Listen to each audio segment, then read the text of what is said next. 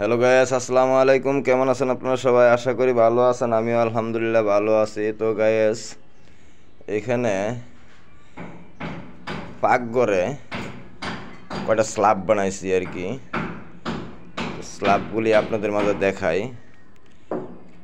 এটা একটা নতুন সিস্টেম করলাম, তো কেমন হলো অবশ্যই কমেন্ট করবেন।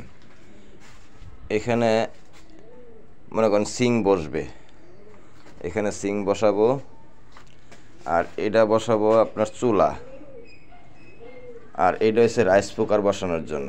মানে চুলার যে তাকটা আছে, স্ল্যাবটা আছে, এটা 3 ইঞ্চি 4 ইঞ্চি ডিপ রাখছি, যাতে মানে চুলাটা এটার লেভেলে থাকে। আর উপরে কটা স্ল্যাব আছে, ওইটা হচ্ছে জিনিসপত্র থওয়ার জন্য। আর জাস্ট এখানেও একটা হবে, এখানেও একটা হবে মাঝখানে।